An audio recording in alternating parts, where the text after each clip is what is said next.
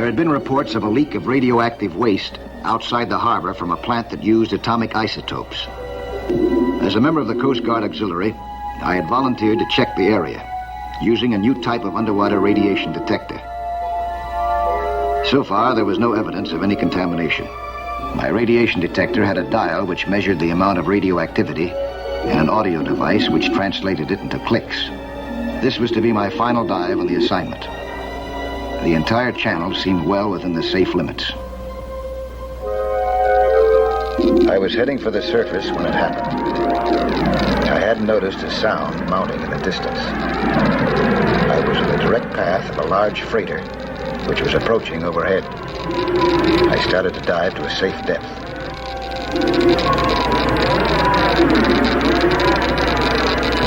The clicks in my detector were so rapid that I thought something had gone wrong with it. The needle had moved way up into the zone of extreme radioactivity. The reaction was coming from the freighter passing overhead. There was no question of it. I couldn't imagine what it could be carrying to give such a reading. But whatever it was a dangerously hot cargo. I'd have to tip off the Coast Guard immediately.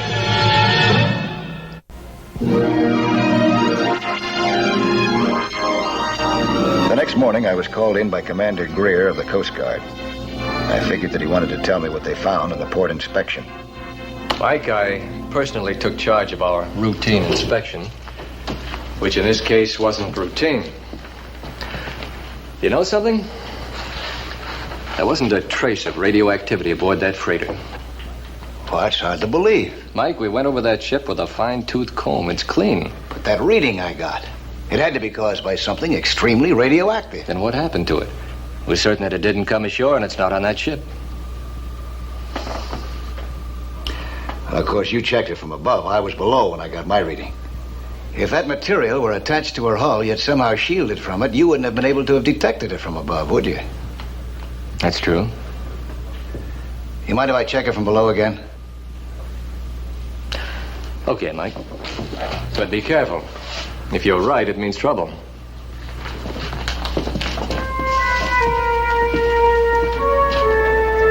I was careful. I slipped into the water as unobtrusively as possible. I descended to a depth of 40 feet. Then I started swimming toward the freighter. I moved in very cautiously. If my detector had been right, there was enough radioactivity there to cook me.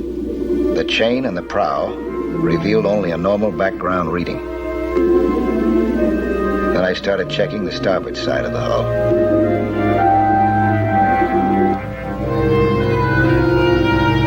I kept as close to the hull as possible so my bubbles wouldn't be noticed on the surface.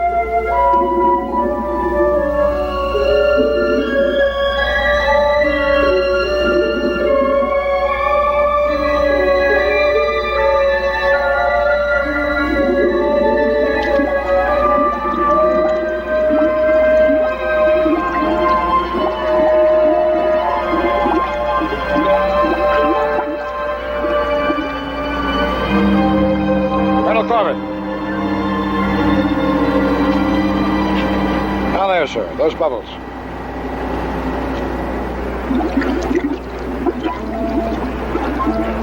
Air bubbles from a diver. Where did you first notice them? Amidship, sir. He's inspecting our hull. But we've had port inspection. I don't like the looks of it. Colonel, I did exactly as I was instructed. They know something.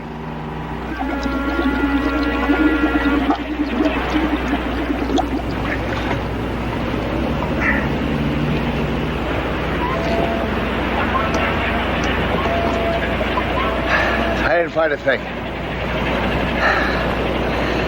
You suppose they got rid of it somehow before they reached port? You mean on another boat? Or a sub, maybe. No. We had that freighter under air surveillance within 2 minutes after your call. There's another explanation. Are you going to be someplace where I can get in touch with you later? Oh, I'll be at my place. You got my number, haven't you? All right, I'll call you. I might have an interesting assignment for you. I had made my own investigation, but I was more puzzled than ever.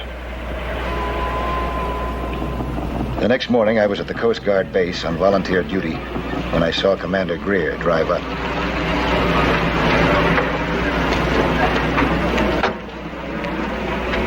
Ah, Commander. Like that assignment that I mentioned. It's been okay. That is, if you still want to volunteer for it. Just name it. Remember all those talks we had about the possibility of someday you organizing an underwater flotilla for us? Don't tell me it's finally going to happen. You mean you're... I mean, we need that flotilla now. Oh, that's great. Now, it's an assignment that's tough, that could be dangerous. How many divers could you have ready for briefing? Well, I only got about 5, maybe 6 in my regular flotilla that I consider, experienced enough for a job like this. All right, you use your own discretion about that. Now, Mike, what I tell you now is for the moment strictly confidential. Yeah? This is going to be an undersea hunt, Mike, for that radioactive material. Notify your men to report here for briefing at 1700 hours. Tell them as little as possible, except that they have to volunteer. It's confidential and dangerous.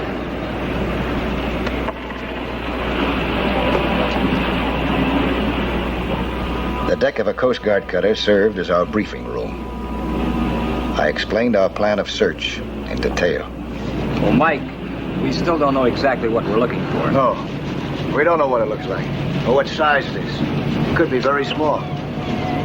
But we do know that it's something so radioactive that it could fry us if we get too close to it for too many seconds. That's why we'll be working with an underwater radiation detector like this one. It'll be our main protection. Is there any chance of it exploding? No, it's not an atomic bomb. My detector wouldn't have given me a reading if it were. But radiation and contamination are just as dangerous. Any more questions? We have got a couple of things working in our favor, though. One of them is water. It's a very good shield against radiation. And the other, of course, is this little gadget. Just be sure that you keep your eyes glued to it every second while you're down there, right? One more thing, gentlemen. Although this is the first underwater mission for a flotilla, there may never be a more important one.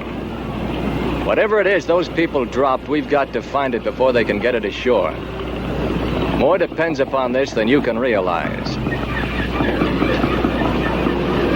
Well, I think we've covered about everything. Better start getting organized now. Looks like tomorrow's going to be a big day. Yeah, I'll check you out separately on this counter, huh? Commander Greer and I had chosen the area for the search based on what we knew of the freighter's course.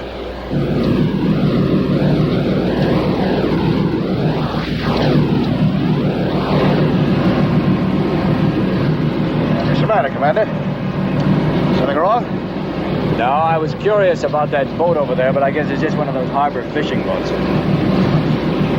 Looks like we're going to get a break. Nice day.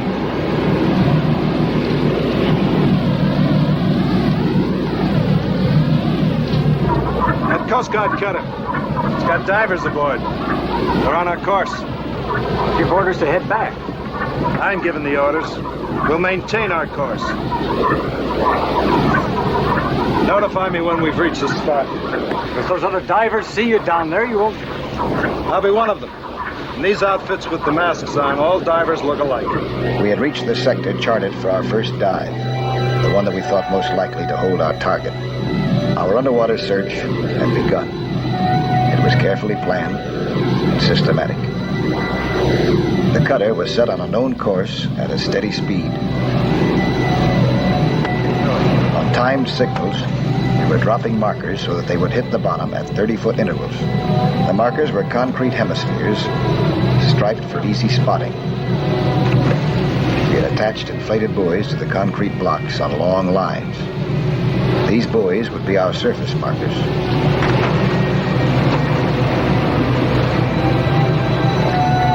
When all the markers were overboard, we turned and retraced our course.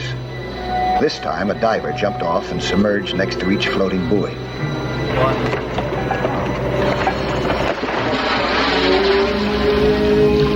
Each diver immediately swam down to his concrete marker on the bottom.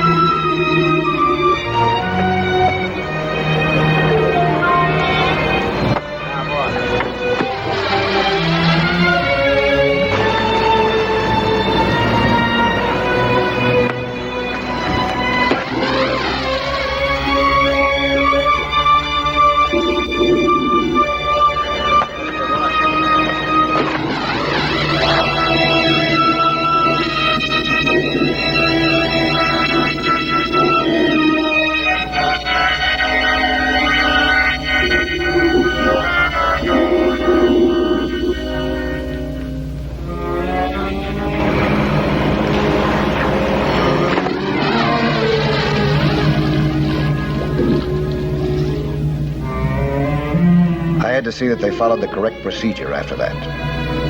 The plan was for each diver to tie the line that he carried to the marker and swim in a wide circular pattern. He had to watch and listen to the underwater radiation detector all the time. The lines were long enough so that the patterns would overlap. My flotilla members were good divers, but none of them had ever before had to conduct an underwater operation with such discipline and precision.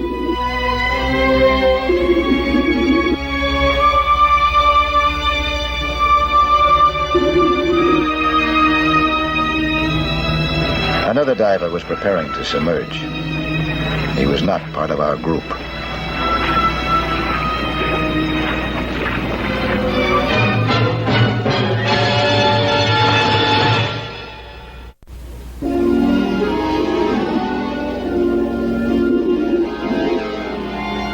I was in command of the first underwater flotilla of the Coast Guard Auxillary. We had volunteered to find a tiny bit of dangerously radioactive hot cargo lying somewhere in acres of ocean bottom.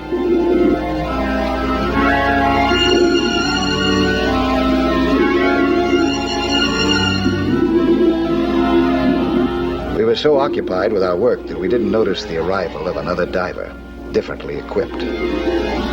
He studied our actions.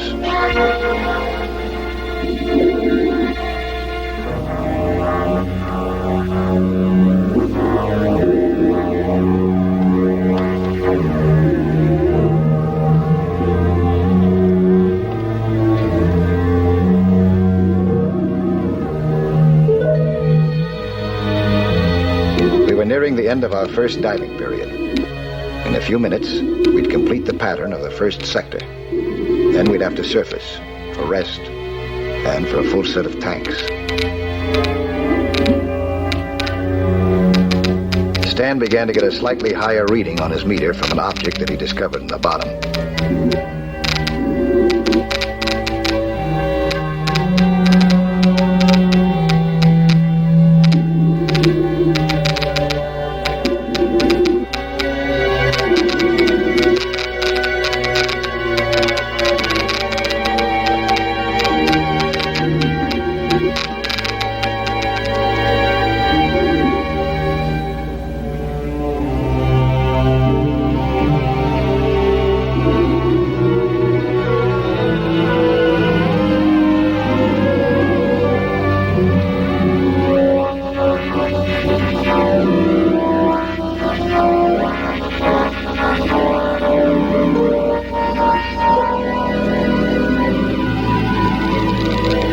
Followed instructions and immediately inflated a marker buoy.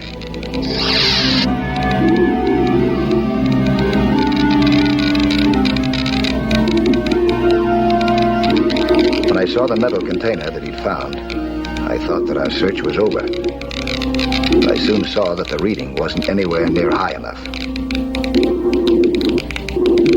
I sent Stan right up, as our maximum safe time was over. My tank had only a few minutes of air left, too. I was going to surface with the others when I saw another diver. I could see immediately that he wasn't one of the flotilla, because he was carrying a long boat hook. Somehow I sensed what he was going to do with it. Unless I was very mistaken, he would lead me right to what we were searching for.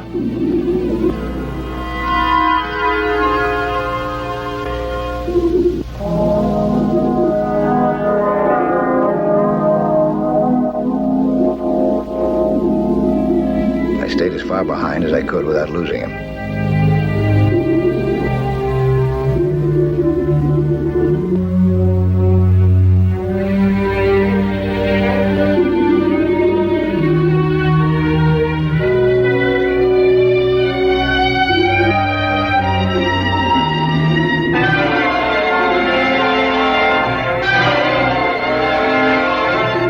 His objective, and I saw it.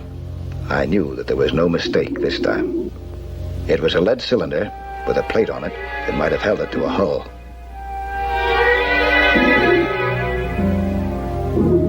The diver was attaching a line to the container. He was using the boat hook to keep as far away from the radiation as possible.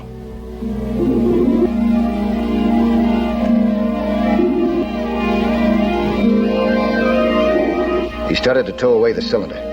I knew I had almost no airlift. I also knew that I couldn't let this diver get away. I wasn't sure how far we were from the cutter, but I had to follow him. When the diver surfaced next to a boat with one end of the line, I figured that he'd soon start towing the cylinder away.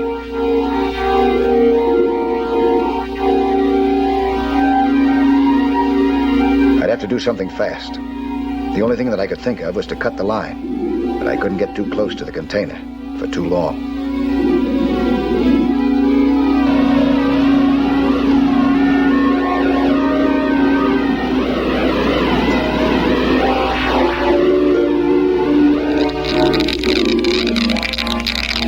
It was hot, all right.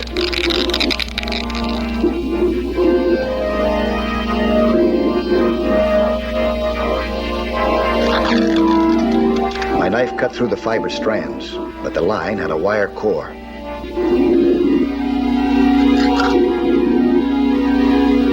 The line was being hauled up.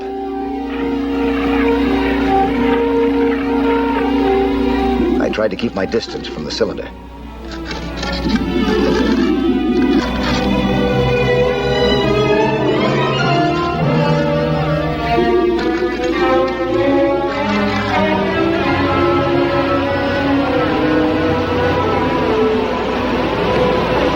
Why he hasn't surfaced yet, sir. You'd better get down there with your boys.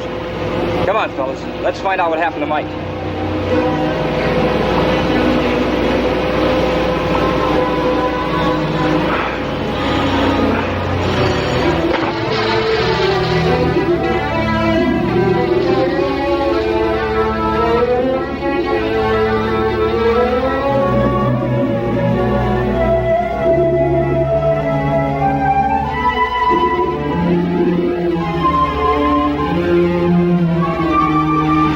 Start the engines. Let's get out of here.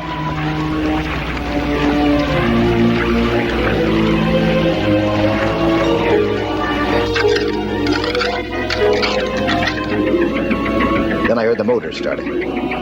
The propeller wasn't engaged yet. If I could wrap the line in it and get away in time, I might cut the line or stop the boat.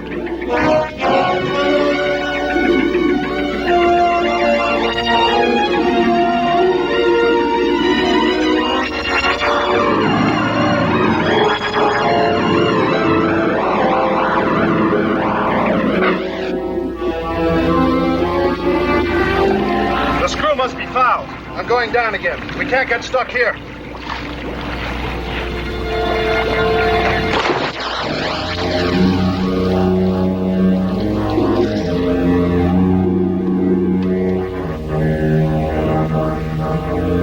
He saw me. I knew I had less than a minute of air left. If I didn't disarm him in that time, I was finished.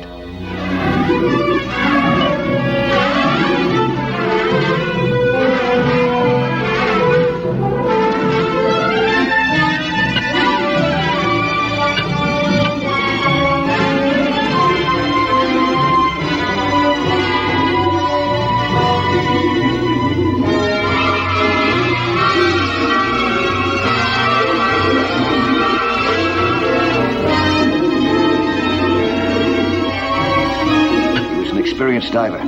He knew all the tricks. I had already gone into my emergency air supply. Now it was running out. I knew that it was only a matter of seconds before I was helpless.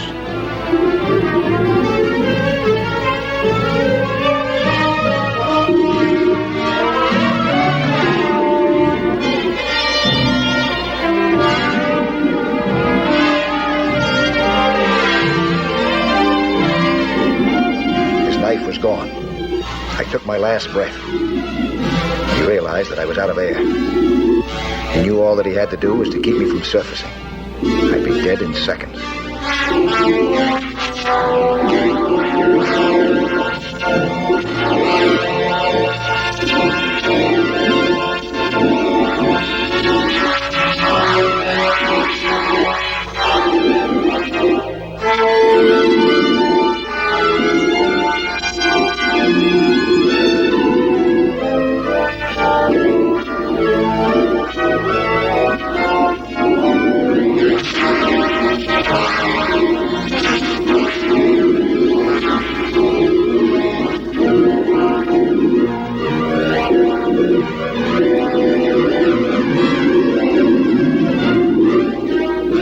Almost blacked out when my flotilla arrived and pulled the diver off me.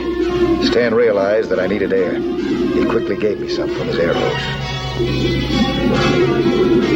The diver was still struggling viciously, but he was no match for an underwater flotilla.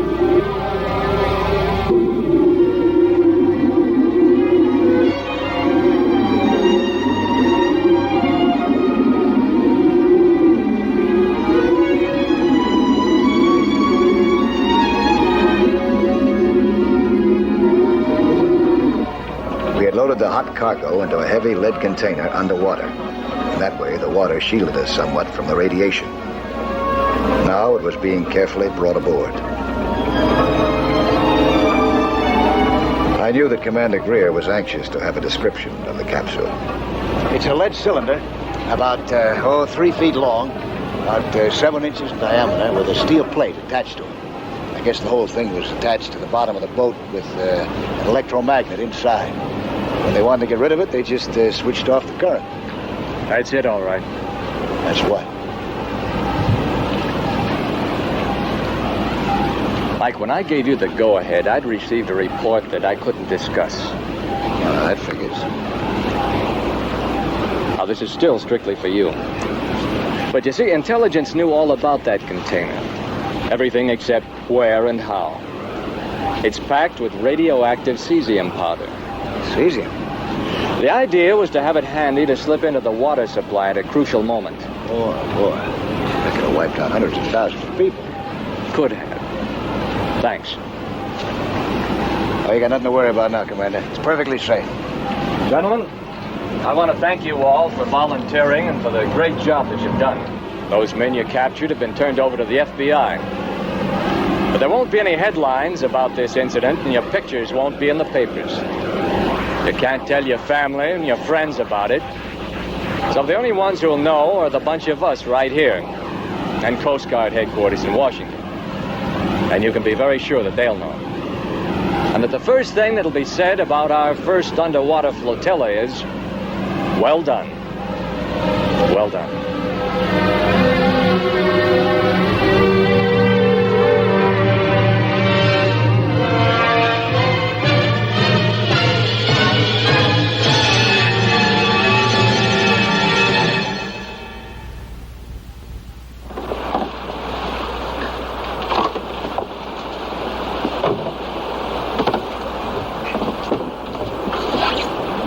I'll be back next week at the same time with another sea hunt story.